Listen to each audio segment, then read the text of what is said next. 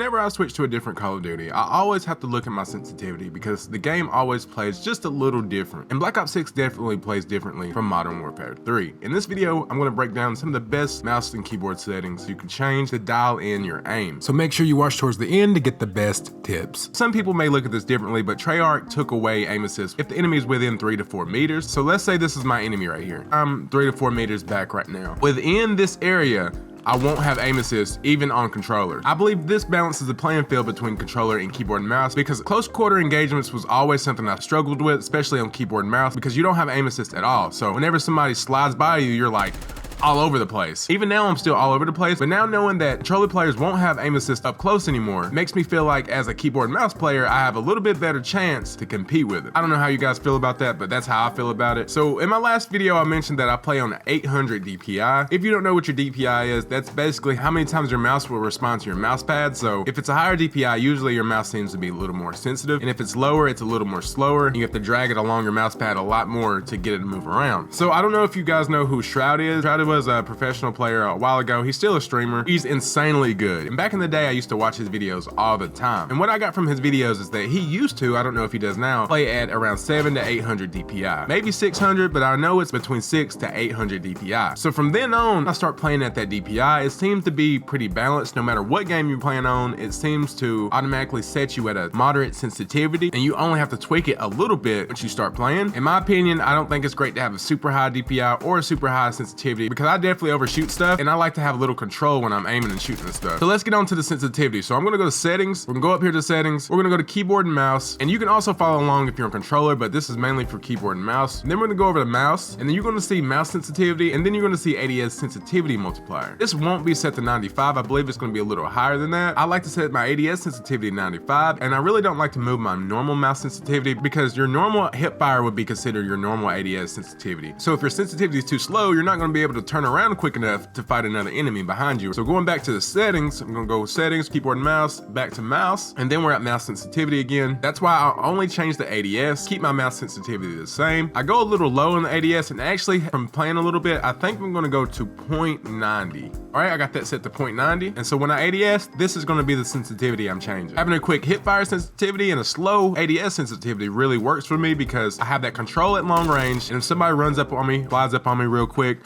I can move quick and actually spray at them if I need to. I believe this is the perfect balance for keyboard and mouse, but it's up to your personal preference. So when I run at somebody and dive at them, the little motion that it does makes it really hard to aim at people. And also I seem to get shot a lot when I dive at people.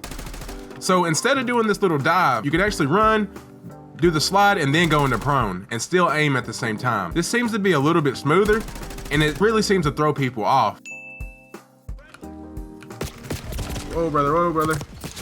But once again, you can run, slide, and go into prone. Try that next time rather than doing the dive because there's a lot of motion with this dive. But if you're running, sliding, and then going into prone, it's a lot smoother than the dive. So earlier I mentioned that if you're within 3 or 4 meters, you really won't have aim assist on controller, and you obviously don't have any aim assist on keyboard and mouse. So that gave me an idea. If you hold V on your keyboard, you can actually swap to your knife or hold melee on your controller, whichever one. This will actually pull out your knife regardless if you have 2 weapons equipped. You have a dedicated knife in this Call of Duty. So not having aim assist up close is gonna be really crazy because if you run up on somebody with a knife, it's only gonna take 1 knife to kill them. And they don't have aim assist up close to actually kill you. So knives are gonna be really powerful on this Call of Duty. Especially with this Omni movement, it's gonna be super hard to, catch somebody running around the corner real quick to kill you. I know this really isn't a sensitivity tip, but this involves taking advantage of a setting that's gonna affect a lot of people and their sensitivity. So let's say you're in a gunfight and you slide around the corner, somebody's coming up on you, you can actually swap to your knife and pull it out real quick and knife them if you need to. They won't have the aim assist up close, so you have a really good opportunity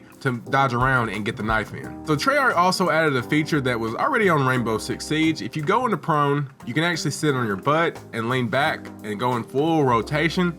This is nice, and a lot of people don't think much of it, but let's say you're in a hard point or you're in some sort of objective that you need to hold down. Let's say this is an objective. Before, you would have to go in prone and you'll be sticking straight out and you wouldn't have much motion, but now you can sit up in a corner like this and actually hold it down like that if you need to. A lot of people don't realize you could tuck yourself in corners like this, but it actually does make a big difference. And this is another simple tip that involves the knife. If you're running normally and you have two heavy weapons, you can actually swap to your knife to get that boost. You don't have to be slow and run around with that launcher and assault rifle. You can swap to your knife, and when you get close to combat, then swap to your primary weapon. And another tip for the movement, you can actually go from the slide into the dive pretty quick. A lot of people don't know that you can do this, and it really helps out, especially if you're getting shot at. So if I'm running, I can slide, double tap that crouch, and go right into the dive.